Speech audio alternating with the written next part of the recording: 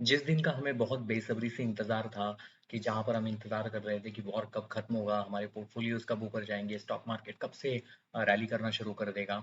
क्या वो दिन आ चुका है? क्योंकि डोनाल्ड ट्रंप का एक ट्वीट आता है कल और जहाँ पर वो कहते हैं कि स्ट्रेट ऑफ हॉर्मुज़ को ओपन किए बिना ही हम वहाँ से निकल सकते हैं। जो ऑनगोइंग डिस्कशन है वो ईरान के साथ बहुत ही पॉज़िटिव और फ़ेवरेबल जा रही है। और उन्होंने ये भी कहा था कि जिस तरीके से नेगोशिएशन और सीज़ फायर की डिस्कशंस हैं उसमें हम बहुत आगे निकल चुके हैं और कहीं न कहीं वो मार्केट को इंडिकेशन हो गया कि वॉर जल्दी खत्म होने वाला है और उसके बाद ईरान के प्रेसिडेंट का एक ट्वीट आता है कि we they are ready to end this war but they need some guarantees on some point which they have put forward. तो इस वीडियो में समझेंगे कि डिटेल में क्या कुछ हुआ पिछले पिछले कुछ घंटों में और जिससे मार्केट के ऊपर बहुत ज़्यादा उसका इम्पैक्ट है। डाउ जोन्स में देखोगे S&P 500 2.5% से ऊपर है। वहाँ पर नैस्डैक में 3.5% की रैली है। मैक्स 7 के सारे स्टॉक ऊपर की तरफ है। गिफ्ट निफ्टी 600-800 पॉइंट्स की रैली लगा रहा है। तो कहीं न कहीं मार्केट ये एक संदेशा लगा रहा है कि या बॉटम निकल चुका है और हम फिर से एक बार रैली करने के लिए तैयार हैं। तो आपको क्या लगता है? वीडियो सेक्शंस के कमेंट सेक्शन में बिल्कुल आपके सामने रखना। आपके भी सुझाव उसमें बताना कि आप किस तरीके से उसको बता रहे हो कि वॉर खत्म हुआ है या फिर भी एक सेल ऑफ अभी भी बाकी है इस सारी सिचुएशन में। चलो चलते हैं वीडियोस के ऊपर। पहले तो डोनाल्ड ट्रंप का ये एक ट्वीट आया था कल जहाँ पर उन्होंने कहा था कि United States is seriously discussion is happening with the Iran and they are going to open for the discussion और हॉर्मुज़ की भी बातें चल रही है और जिसमें उन्होंने ये भी कहा था कि अगर ये ठीक से नहीं हुआ तो इलेक्ट्रिक पावर जनरेशन को हम हिट करेंगे और आपको तो पता है कि कल ईरान की एक जो बड़ी पावर फैसिलिटी है वहाँ पर अटैक हुआ था जिसके चलते डोनाल्ड ट्रंप काफ़ी सीरियस है इस सारी चीज़ों के लेके और आज एक उनका उसमें कमेंट आता है कि यूनाइटेड किंगडम को उन्होंने बोला था कि किस तरीके से वो इसमें हिस्सा ले और they can help with this this one लेकिन यूनाइटेड किंगडम नहीं माना। तो उनका कहना है कि जिनका ऑयल इस सिचुएशंस में चला जाता है तो वो अपना ऑयल खुद संभाले, यूएस इसमें कोई जिम्मेदार नहीं है। तो कहीं ना कहीं डोनाल्ड ट्रंप ये संदेश दे रहा है कि हम इस वॉर से निकल चुका है, मतलब they want to get out of it. और उसके बाद अल जजीरा पे आता है कि ईरानियन प्रेसिडेंट जो है उन्होंने कहा है कि Iran has necessary will to end the war, but it wants a guarantee and it won't be repeated. मतलब ईरान कहीं ना कहीं ये चाहता है कि ये वॉर रिपीट ना हो, ये सारी escalations रिपीट ना हो। They are ready to end the war और मुझे ऐसा लगता है कि जिस तरीके से यूएस और इसराइल ने मिलकर इनके ऊपर हमले किए तो कहीं ना कहीं एक जो कैपेसिटी होती है लड़ने की वो भी एक सीमित बन जाती है क्योंकि ईरान का भी बहुत नुकसान इस युद्ध में हुआ है। लेकिन एज ए इन्वेस्टर हमें क्या चाहिए? हमें चाहिए क्रूड ऑयल नीचे। अगर मैं कमोडिटी मार्केट्स की बात करूँ, पहले तो यूएस मार्केट में चले जाते हैं, यू कैन क्लियरली सी कि अराउंड 3% की रैली, मैंने तो बहुत समय के बाद ये 3% की रैली देखी है S&P 500 में। नैस्डैक में 3.5% की rally which is fantastic fantastic rally. Nvidia 5.5% up है, पैलेंटियस 6.5% अप है, गूगल में कहीं ना कहीं 5% की रैली है यहाँ पर, अमेजोन में 3.5% की रैली है, टेस्ला में 4.5% की रैली है। मेरे फेवरेट नेबियस जो नियो क्लाउड में जो इन्वेस्ट करते हैं वहां पर रैली है, रॉकेट लैब में रैली है। और सबसे इंपॉर्टेंट बेहतरीन फैक्टर कि जो इंडिया सॉरी ये जो S&P 500 का विक्स है वो 25.24 गया है। अगर मैं फ्राइडे की बात करूं तो वो 30 का विक्स चला गया था। So this is a crack moment और वहां से एक डिक्लाइन हमें नजर आती हुई है। So I am very happy to inform you that the S&P 500 का गिरना और 17% गिरना ये कहीं ना कहीं दर्शाता है कि फियर फैक्टर कम हो रहा है और कहीं ना कहीं हम एक आगे पहल कर चुके हैं कि जिस तरीके से मार्केट ऊपर की तरफ भागना शुरू कर दे। So I think it is a great sign looking at all greeny US market में। एनर्जी के जो स्टॉक है जो जिस तरीके से है वेंचर ग्लोबल वहां पर गिरावट है। तो ये अंदेशा आता है कि क्रूड ऑयल में गिरावट है जिसकी वजह से गिरावट है। माइक्रोसॉफ्ट से लेके सारे जो एआई हाइपर स्केलर्स है वहां पर अच्छी खासी है। जो मेटा के बारे में मैंने आज एक शॉर्ट वीडियो डाला था तो आपको मैंने बताया था कि मेटा किस तरीके से एक चीप वैल्यूएशंस के ऊपर अवेलेबल है। तो मेटा में भी एक अच्छी रैली 572 6.67% की रैली। सो यही मैंने कहा था कि मेरे आज के शॉर्ट्स वीडियो में अभी मैं शॉर्ट वीडियो डालता हूँ। अगर आपको मुझे मेरे जो शॉर्ट वीडियोस पसंद आते हैं, मेरा जो एनालिसिस पसंद आता है, अगर आपको ये आता है तो प्लीज़ वीडियो को लाइक करना, शेयर करना और अपने दोस्तों के साथ शेयर करना तो उनको भी इस चीज़ का फ़ायदा मिले। तो मेटा के बारे में मैंने कहा था कि मेटा 17 फॉरवर्ड पीई के ऊपर अवेलेबल है, बहुत ही ऊपर से नीचे तक गिरा हुआ है, 28% की अर्निंग्स ग्रोथ है, अच्छा स्टॉक है, अगर किसी को बड़ी वैल्यू डालना है so this was the moment ये 2 दिनों में। मुझे ऐसा लगता है कहीं न कहीं यहाँ पर भी एक थोड़ी-सी गिरावट बाकी है अभी, but I think it's a great company to have in. तो अगर मैं फ़ियर इंडेक्स के ऊपर चले जाऊँ तो 15 का फ़ियर इंडेक्स है। ये इंडेक्स बहुत माना जाता है क्योंकि मार्केट में कितना फ़ियर है ये आपको दर्शाता है।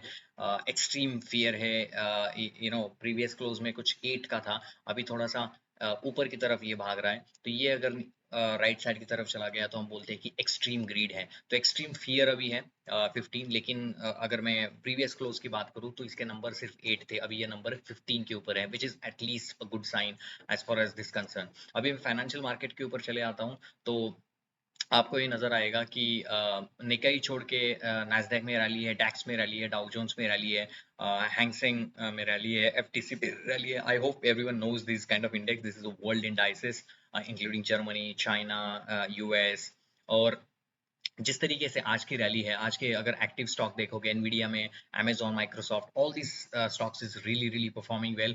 एनर्जी स्टॉक्स नीचे है which is kind of understanding. Gold में रैली है 3.33% की। क्रूड ऑयल की बात करूँ तो क्रूड ऑयल भी नीचे आ चुका है।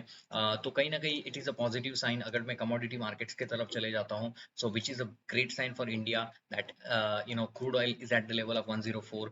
ये पहले-पहले मुझे लगता है कि कुछ 115, 116 के लेवल पे गया था, लेकिन यहाँ पर एक 4% की गिरावट which is at least a good sign as far as this concern. Gold में एक 3.5% की रैली है, सिल्वर में 7.5% की रैली है।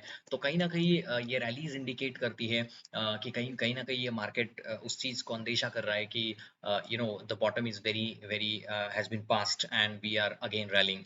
यूएसडी आईएनआर की अगर मैं बात करूँ तो 93.41 की रैली यहाँ पर कर चुका है। 95 की लेवल के ऊपर ये यूएसडी आईएनआर गया था, अभी वो 93.41 है। आरबीआई के पॉलिसी के बाद भी ये बहुत अच्छी तरीके से यहाँ पर सॉर्ट आउट हुआ है, so which is also a good sign. अगर मैं गिफ्ट निफ्टी की बात करूँ तो गिफ्ट निफ्टी का इंडेक्स भी कुछ ये सुबह-सुबह तो ये मैं रात को वीडियो बना रहा हूँ, लेकिन अभी अगर मैं गिफ्ट निफ्टी फ्यूचर की बात करूँ तो कहीं न कहीं 22,990 के लेवल के ऊपर है। 2.57% अप है, 575 पॉइंट की रैली है। तो कहीं न कहीं which is a great sign. जो एक जब कभी भी बॉटम बनता है तो एक क्रशिंग बॉटम बनता है, सारे जो रिटेलर इन्वेस्टर के उसको बाहर फेंक देता है और फिर एक ग्रीन शूट आता है। तो कहीं न कहीं मुझे लग रहा है कि अगर ये पॉजिटिविटी कल्प्रेट होती है एक अच्छे डील में, तो कहीं न कहीं we are going to see new rally coming up. But it is too early to say because India की अगर मैं बात करूँ तो ये क्रूड ऑयल 80 के लेवल के नीचे आना चाहिए, then I will be more comfortable in the Indian market. यहाँ से 23,000 की रैली हो सकती है, मार्केट थोड़ा-सा उछल सकता है, लेकिन इसके बाद भी there are so many things to look into. I will be more interested in the small cap index. अगर मैं स्मॉल कैप इंडेक्स की बात करूँ जहाँ पर मेरा बहुत ज़्यादा ध्यान है, क्योंकि पैसा यही बनता है, अगर आपको पैसे कमाने हैं तो small cap index is the way to go forward.